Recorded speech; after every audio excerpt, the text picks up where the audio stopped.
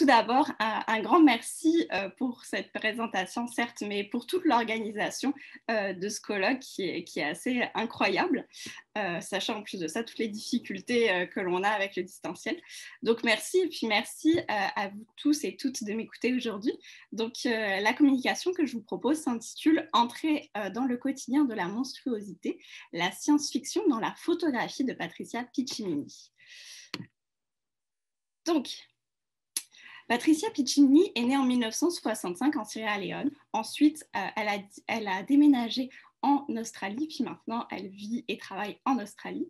Elle a toujours été intriguée par l'avancée des biotechnologies par rapport à son histoire personnelle, certes, mais aussi par rapport à tout ce qui se passe en ce moment en Australie, avec un écosystème qui est très compliqué et des biotechnologies qui sont de plus en plus avancées. Donc, toute sa production, en fait, est constituée d'un espèce de mixte entre la question des images du corps du futur et l'actualité qui se développe dans les sciences. À travers des représentations qui sont monstrueusement attachantes, j'ai envie de vous dire, Patricia Piccinini cherche vraiment à questionner les liens qui unissent la technologie à la vie, l'artificiel au naturel, mais aussi la réalité à la fiction. Si elle travaille différents médiums, sa production est essentiellement constituée de sculptures hyper réalistes, comme vous en avez un exemple ici, et qu'elle met en valeur généralement à travers des installations et des dispositifs expographiques que l'on retrouve surtout dans les espaces muséaux et dans les galeries d'art. De manière plus secondaire, cette fois, elle travaille aussi avec la photographie et la vidéo qui lui permettent d'abolir d'autant plus les frontières entre la fiction et la réalité.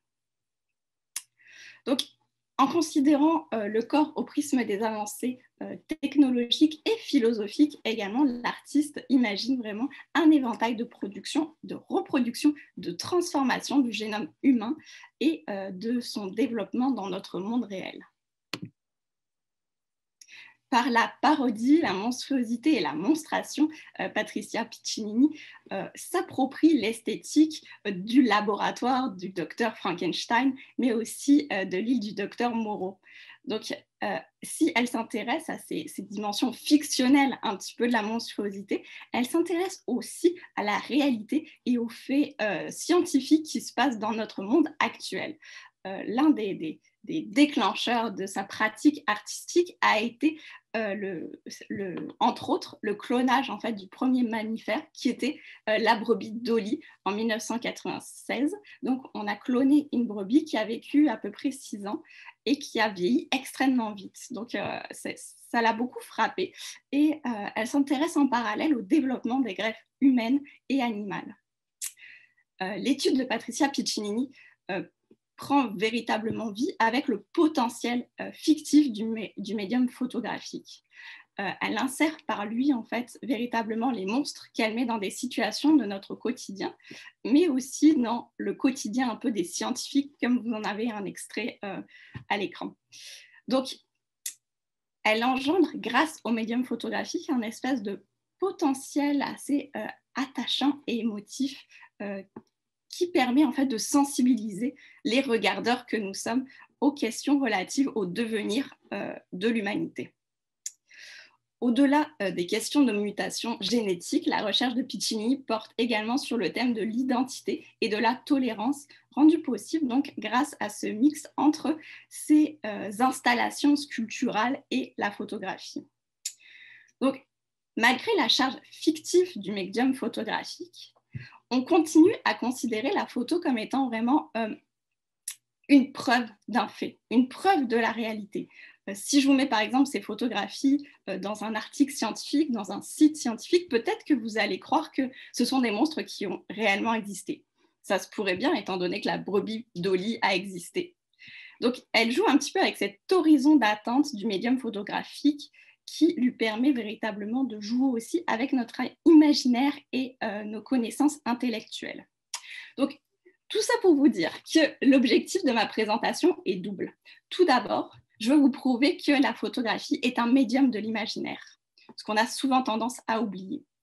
Deuxièmement, je voudrais vraiment que l'on reconnaisse l'importance de ce travail photographique de Patricia Piccinini, qui, comme je vous l'ai dit, est assez secondaire dans sa pratique, mais il me semble véritablement pertinent de pouvoir un petit peu plus s'y intéresser, surtout dans un côté francophone, car des études sur Patricia Piccinini ont été surtout faites dans le milieu anglophone. Certes, Patricia Piccinini traite de la monstruosité, mais ce qui est intéressant aussi, c'est qu'elle ne traite pas non plus ni de la dystopie, ni de l'utopie à travers ça. Elle cherche véritablement à provoquer des discours, des échanges et des dialogues entre les réalités scientifiques et leur fiction. Au passage, elle nous interroge aussi sur l'avenir que nous souhaitons mettre en place grâce à ces biotechnologies. En 1997, elle est aussi frappée par un autre événement. Elle écoute le téléjournal chez elle et elle voit apparaître à la télévision une expérience scientifique qui a été réalisée donc, avec une souris auquel on avait greffé une oreille. Donc, elle a commencé à faire des recherches et à explorer un petit peu ce qu'elle pouvait faire avec du côté artistique. Puis, ces recherches l'ont amenée vers l'ingénierie tissulaire qui est juste à ses débuts en Australie à ce moment-là. Donc, un long travail lui permet de réaliser la série que vous avez ici, donc Protein Lactis, qui est véritablement, si je peux dire, un souvenir que l'artiste avait de ce fameux téléjournal et qu'elle met en scène donc, dans une série photographique avec une souris qui possède une oreille humaine sur le dos. Ce qui est assez drôle, c'est que cette chimère qui incarne véritablement l'artificiel créé en laboratoire contraste avec le corps de ces femmes nues qui sont d'une beauté assez incroyable et qui correspond beaucoup à l'idéal de beauté que l'on peut avoir dans les années 90 avec des femmes fortement maquillées qui adoptent des positions sensuelles, peu naturelles d'ailleurs, et que l'on pourrait retrouver presque dans des magazines de mode. Cette fameuse souris qui leur grimpe sur le dos, qui les regarde dans les yeux ou qui se multiplie autour d'elles, pourrait sembler dérangeante. En tout cas, moi, je serais assez traumatisée si j'avais une souris de même sur moi. Mais ces femmes sont extraordinairement paisibles, calmes. Elles semblent véritablement habituées à la situation. À la suite de cette série donc, qui a été réalisée en 1997, Piccinini va vraiment multiplier les créations et les hybridations auxquelles elle donne vie grâce au médium photographique. En 2007, elle participe à une exposition appelée Thunder's Creatures en Espagne et elle explique durant une entrevue avec Laura Fernandez que même si elle s'intéresse depuis les années 90 donc aux biotechnologies et à la science, elle est heureuse de pouvoir se considérer comme étant toujours profane, ce qui lui permet, selon elle, en fait, d'avoir l'esprit beaucoup plus libre et de pouvoir créer des hybrides véritablement à l'infini. Finalement, ce n'est pas véritablement la science qui intéresse Piccinini, mais plus l'impact social, corporel aussi, que ces sciences peuvent avoir sur notre conception du monde et de l'être humain. Ce qui l'intéresse, c'est de créer un dialogue entre celui qui regarde ou celle qui regarde ces images-là et ces conceptions de la science. Elle remet en question à la fois les formes humaines et les formes animales. Mais parfois même, elle va même jusqu'à mélanger ces formes vivantes, ces formes, on va dire, animales prises au sens large du terme, avec des formes végétales. Donc, par là, elle est véritablement en train de questionner aussi la structure même du vivant, un petit peu comme si c'était des corps sans organes deleuziens.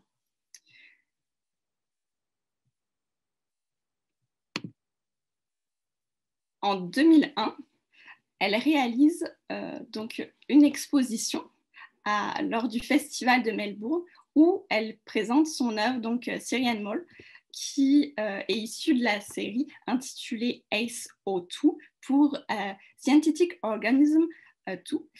Et donc, elle met en scène un espèce de petit monstre qui ressemble à un petit animal en fait imaginaire dans un plexiglas.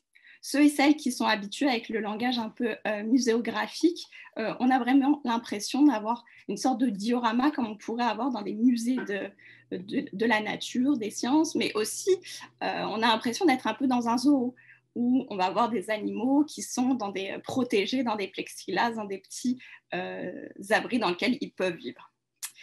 Et dans le compte-rendu de l'exposition qui a été réalisée par la professeure Jacqueline Milner, il est dit que même si les visiteurs de cette exposition-là étaient informés qu'il y avait des informations contextualisantes qui avertissaient les visiteurs en disant ce que vous êtes en train de regarder là, c'est une œuvre d'art, ce n'est pas un animal, eh bien, il y avait des gens qui étaient pris au jeu, qui véritablement étaient dans une sensation de confusion.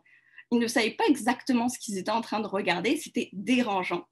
C'est assez intéressant de voir que il y a certaines personnes qui considèrent comme réel ce qu'ils sont en train de regarder de leurs propres yeux, d'autres personnes qui sont plus influencées par la lecture ou par les avis d'experts, par leur bon sens, etc. Donc, ça remet un peu beaucoup de choses comme ça en considération et ça pose aussi des questions éthiques par rapport à ça sur qu'est-ce que l'on considère comme étant en vie ou non.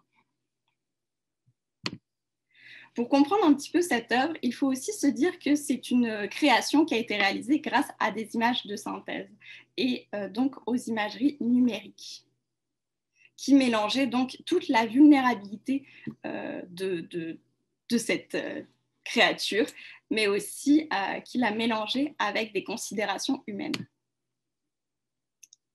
En plus de présenter cette sorte d'animal imaginaire dans un plexiglas, comme si on essayait de la protéger en reconstituant son espace vital, eh bien, elle a présenté une série de photographies où elle insérait ce drôle d'animal dans notre quotidien, comme s'il s'agissait d'un petit animal de compagnie. Selon les biologistes que Piccinini a interrogés, cet animal-là, il ne pourrait jamais survivre parce qu'il est beaucoup trop fragile. Il a des toutes petites pattes qui l'empêcheraient de courir, il a une grosse tête qui l'empêcherait de se cacher et on a aussi une absence de pilosité qui fait qu'il brûlerait au soleil ou qu'il gèlerait l'hiver, surtout s'il habitait au Québec. Bref, si cette chose venait à naître, ça serait seulement dans un laboratoire scientifique et cette chose nécessiterait constamment la protection de ses créateurs. Donc, dans un monde, comme je vous l'ai dit, où l'écosystème est vraiment menacé, les créations de Piccinini cherchent aussi à interroger sur quelle serait la responsabilité humaine derrière tout ça.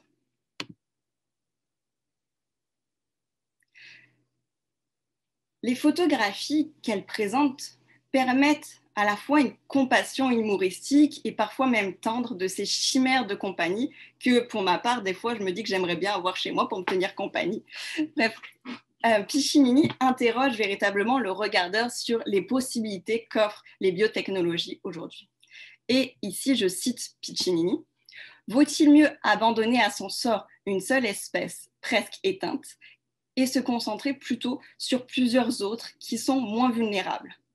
Dans quelle mesure sommes-nous prêts à laisser les gens souffrir pour aider d'autres espèces ?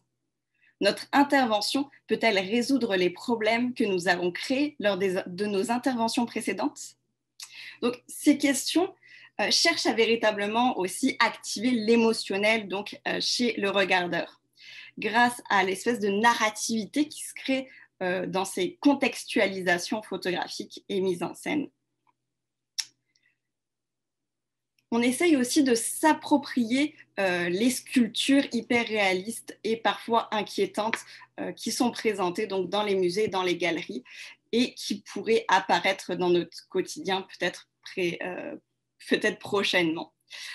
Patricia Piccinini les met en scène à la fois dans des rues, mais aussi dans des chambres d'enfants et dans notre quotidien. Alors, ces créatures ne sont plus que... Ces créatures que crée Piccinini, ce ne sont plus des vagues concepts, ce sont véritablement des fictions photographiques qui s'insèrent dans notre quotidien. Piccinini a commencé donc son travail par le médium photographique et par la suite, elle en est venue à faire ses installations assez impressionnantes dans les musées, dans les galeries d'art. Mais elle continue encore aujourd'hui à explorer les possibilités photographiques de ces mises en scène et de ces monstres. Ça permet de jouer aussi avec cette impression de réalité qui émane du médium photographique, tout en créant une certaine distance qui évite peut-être l'aspect trop inquiétant qu'il pourrait y avoir lorsqu'on est confronté à des créatures de ce type. La photographie lui permet également de rejouer avec les codes de l'histoire de l'art et de renouer avec les monstres qui étaient présentés comme étant terrifiants dans les représentations artistiques du passé. Elle reprend donc des tableaux célèbres en présentant les monstres, cette fois-ci comme n'étant pas menaçants ou angoissants, mais plutôt comme des petits animaux de compagnie qui viendraient un peu nous achaler la nuit pour qu'on s'occupe d'eux, pour qu'on joue avec eux, plutôt que d'être des espèces de choses terrifiantes et cauchemardesques. Dans leur analyse des bioobjets et de l'art contemporain génétique, Thora Holberg et Malin Heidman ont véritablement utilisé les termes de laboratoire de l'imaginaire pour parler, entre autres, des œuvres de Piccinini et d'autres artistes. Il disait justement aussi à propos de ces œuvres qu'elles sont une forme et une expression très distincte qui permet immédiatement de reconnaître les progénitures de Piccinini. Leurs motifs sont à la fois familiers et profondément dérangeants. Donc ici, comme Daniel en a parlé tantôt, on rejoue aussi avec la fameuse inquiétante étrangeté qui a été développée par Freud en 1919. Donc l'inquiétante étrangeté, c'est justement ces systèmes narratifs qui permettent à celui qui lit une œuvre littéraire ou à celui qui regarde une œuvre visuelle de ressentir à la fois quelque chose de familier et à la fois un sentiment d'être dérangé par cela. Il y a quelque chose qui ne va pas, on n'est pas très à l'aise face à ce type d'œuvre. Et en même temps, on a certes la répulsion de cette monstruosité et de l'autre côté, on a la photographie qui permet aussi d'humaniser ces créatures. Anitra Goris-Hunter a travaillé sur cette sensation de cute ou de mignon en français qui émanerait de certaines photographies et de certaines œuvres hyper réalistes donc de Patricia Piccinini. Elle révèle que le mot mignon pourrait qualifier donc des formes un peu infantines de ces monstres. En effet, ils ont des yeux très ronds, ils ont une petite bouche étroite, ils ont des courbes douces et on a vraiment un petit sentiment d'innocence ou de naïveté qui se dégagerait de ces monstres. Et cela nous permet de les rendre attachants, d'autant plus que la narrativité photographique qui compose ces images et aussi participe donc à ce côté un peu attendrissant des images. Pour Goris-Hunter, les œuvres de Piccinini ont véritablement vocation à créer une sensation chez le spectateur qui n'est pas seulement l'inquiétante étrangeté, mais qui est aussi ce sentiment à la fois éthique et moral et aussi émotionnel face à ces créatures qu'on a envie de protéger. Donc ici, le côté mignon vient conjurer vraiment la répulsion grâce à la condition photographique. Comme le remarque Jacqueline Milner, les créations de Piccinini brouillent aussi les frontières entre la laideur et la beauté. Donc il n'y a pas seulement que le cute ou que la répulsion qui sont présentées, il y a aussi ce jeu avec des stratégies très esthétiques que l'on peut retrouver avec les codes notamment de la publicité, de la mode ou encore du design de consommation. Piccinini accorde une attention majeure à la composition de ces images, aux formes qui sont présentées, aux jeux de couleurs aussi. Et comme on peut le voir avec Protéines Lactis, elle choisit véritablement de mettre ces créatures en lien avec des jeunes femmes aux lèvres pulpeuses, avec des yeux vraiment étincelants, avec cette beauté de corps très particulière. Et si on prend aussi Psychotourism, on a aussi là un jeu avec le glamour des stars donc, de l'époque. Donc, ces œuvres, en fait, jouent avec l'idéal un peu des beautés commerciales qui permettent de contextualiser ces monstres et ces créations numériques.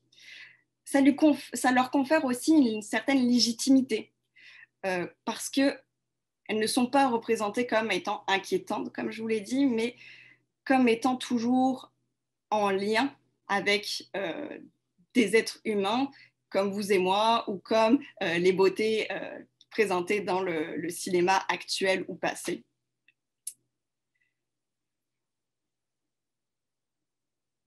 Pour certains auteurs comme Jacqueline Milner, il s'agirait aussi de contaminer, d'un certain côté, les créatures monstrueuses par une beauté qui émanerait de l'ensemble de la photographie. Jacqueline Milner dit même que de la beauté naît l'amour. Et c'est effectivement l'objectif de Piccini, c'est qu'on ne sorte pas de cette exposition en disant « Oh mon Dieu, ces créatures sont vraiment horribles ». C'est de provoquer un dialogue, mais pour provoquer le fameux dialogue, il faut qu'il y ait d'un côté la monstruosité et de l'autre quelque chose qui nous permet d'adhérer à cette monstruosité. Donc par là, ça peut être le cute ou la beauté.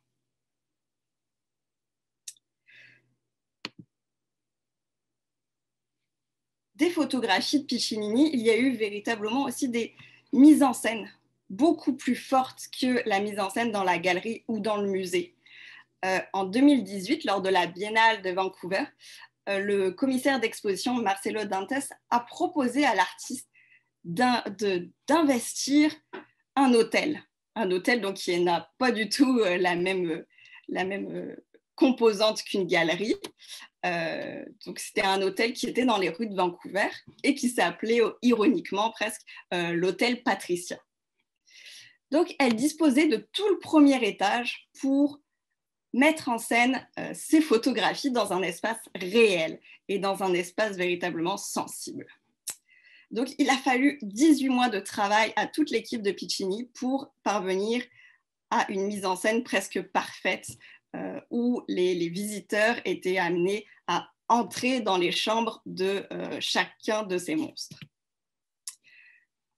Pour conclure, le travail photographique de Piccini permet de contextualiser, de favoriser l'imaginaire et la tolérance vis-à-vis de ces créatures. Et finalement, peut-être qu'on se met à les aimer plus que si on était tombé sur elles dans une galerie ou dans un musée.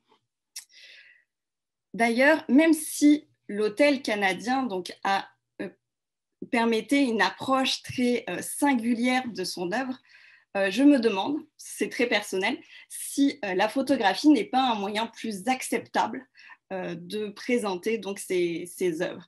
Car je pense que si on les croise dans un musée, dans une galerie ou dans un hôtel, on aura toujours ce sentiment un peu inquiétant de est-ce qu'elles vont se mettre à bouger, est-ce qu'elles vont me sauter dessus, est-ce qu'elles sont réelles voilà, donc la photographie permet à ces œuvres d'exister dans notre imaginaire tout en étant un peu rassurante vu qu'il y a cette mise à distance. Ainsi, je vous pose la question, selon vous, est-ce que l'humanité serait prête à accepter de telles créatures dans son quotidien? Donc voilà, c'est ainsi que je termine ma présentation. Je vous remercie beaucoup.